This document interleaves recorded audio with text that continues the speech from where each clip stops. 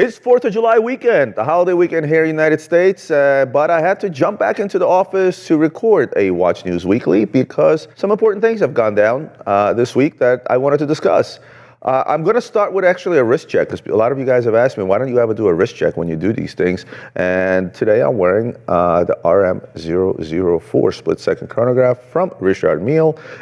This is the titanium version, lighter, more comfortable one. I truly believe that this is the very Richard Mille that identifies the brand as a racing machine on a wrist. Do some reading about this movement. It's absolutely amazing. But the big news today on top of the hour, I always wanted to say that. Top of the hour, we have the biggest news, and that is LVMH goes on a buying spree.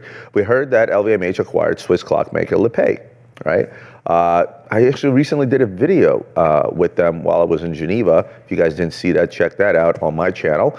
But it's a brand that I've always loved for their creativity, right? And creativity is actually an understatement, I should say. It's creativity and mechanics that are combined together because these guys are able to achieve things that are literally out of this world. You look at anything that's space age, you look at anything that has to do with cars, items such as Winchester rifles, right?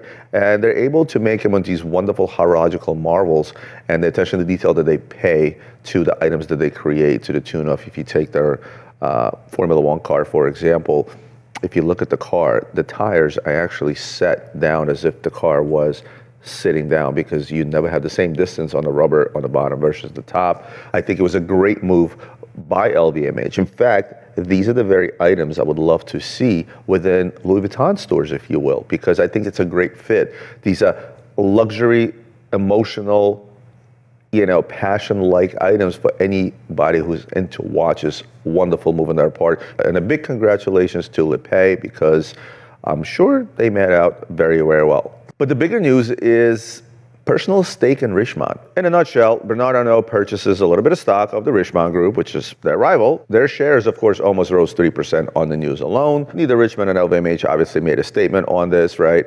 And Bloomberg says that the stock ownership doesn't really signal any particular move on Richemont. Still rumors, obviously swirling, you know how it is. Obviously rumors are going to start, and they've started obviously where? In the watch market, among collectors, among dealers, among authorized dealers, etc.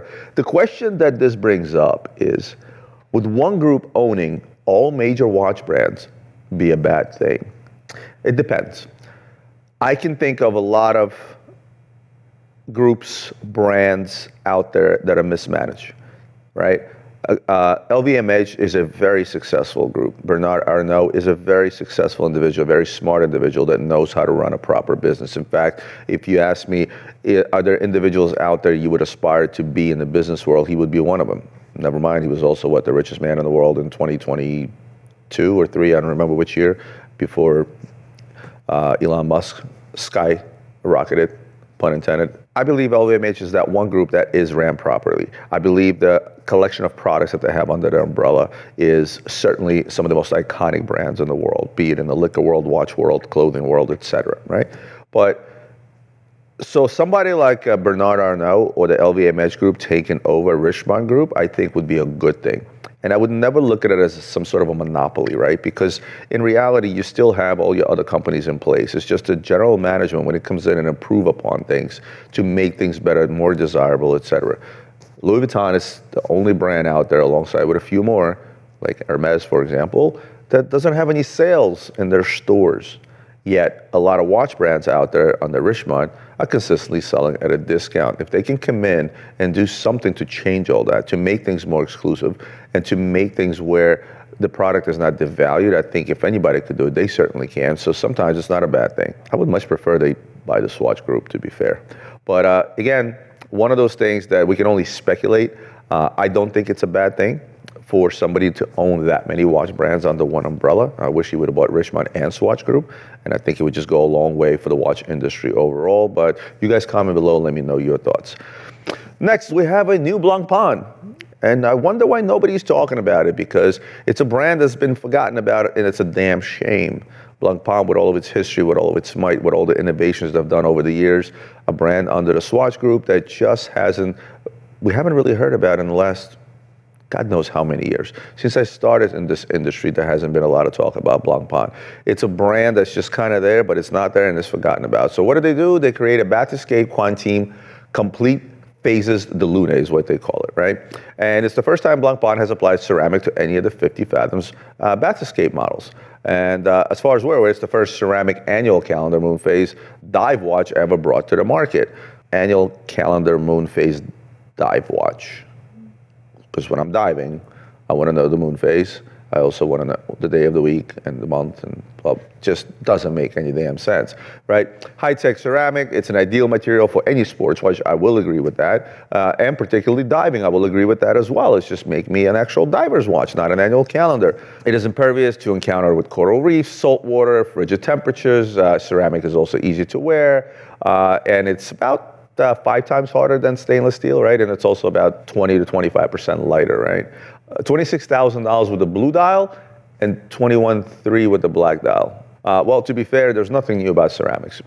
To be very fair, ceramics has been a very new thing. You think to Audemars Piguet utilizing that material, but in reality, we can go back as far as Dorado in 1962, that first used ceramic, but then it also all depends on how you look at ceramics. Every company can have its own definition of ceramics, so what it's comprised of. Later in the 80s, you had a Mega messing around. They made a Seamaster in ceramic.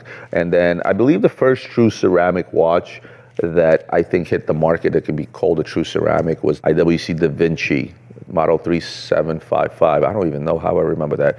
They came out with the 𝗙𝗰𝗲𝗄𝗏 in ceramic, and that's sort of like that start. And then later you said companies jump on the bandwagon. Like anything else, the Swatch Groups is just a day too late. You know what I mean? I mean, it's as if they wanted to come out with a green dial stainless steel sports watch, right? And again, Blancpain does stick to its root. It does. The 50 Fathom line is just one of those things. It's just played out. Give me something new. Give me something a little bit more interesting. Yes, aesthetically beautiful looking watch. Unnecessary complications in a diver's watch.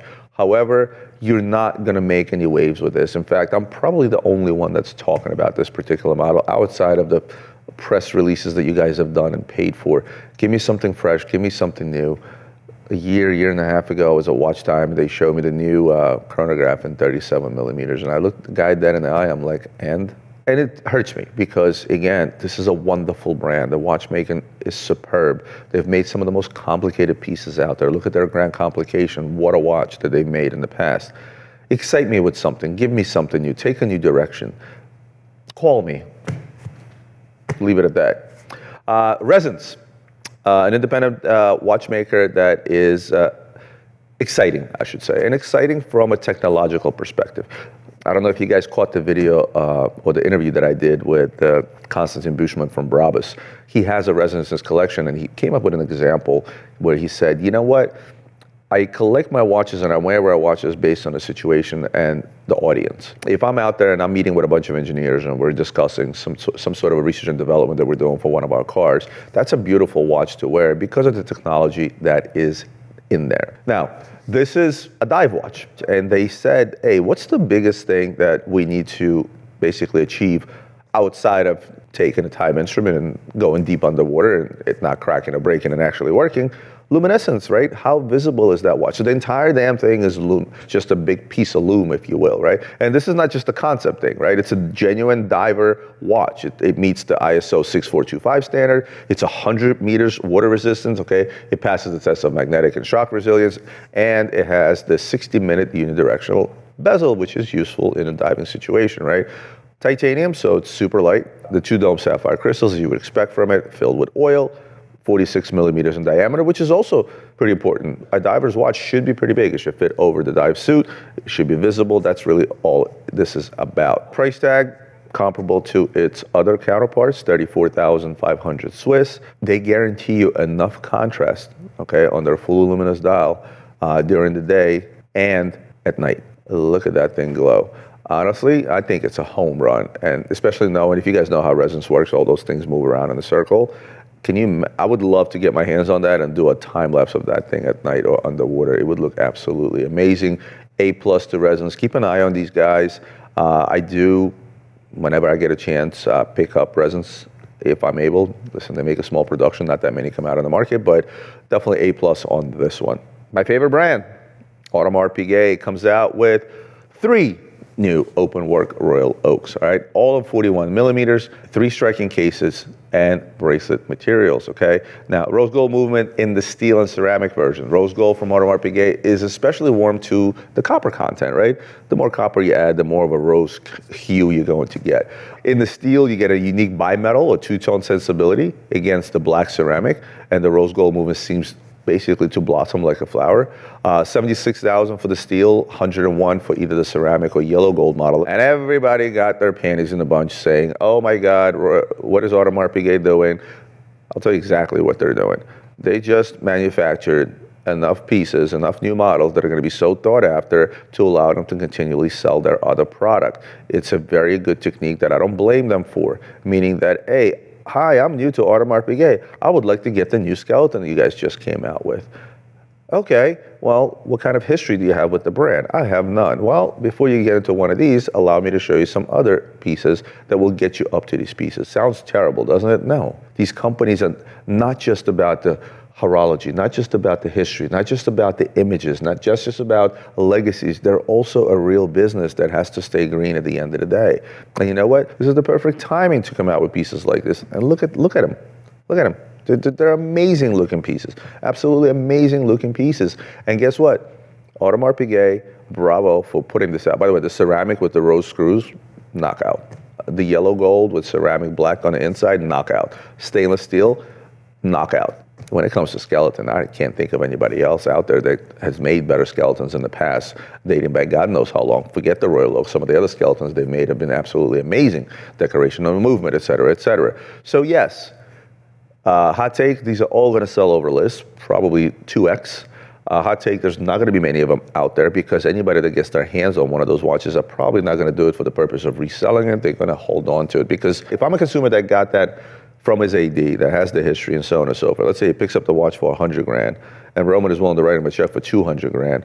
That particular consumer is going to say, well, it's money in the bank. It can go up a little, it can go down a little bit. It doesn't really matter. I know that at any given time, the 100 grand that I put into this watch, I'll be able to get out in an instant from 3 different places. So why sell? That will add to the scarceness of this watch. Then you're going to have those that don't have the opportunity to buy this at retail or don't want to play the game to spend $400,000, $500,000 to get this watch on which they will be up 100 but upside down on the other ones, right? We talked about that before.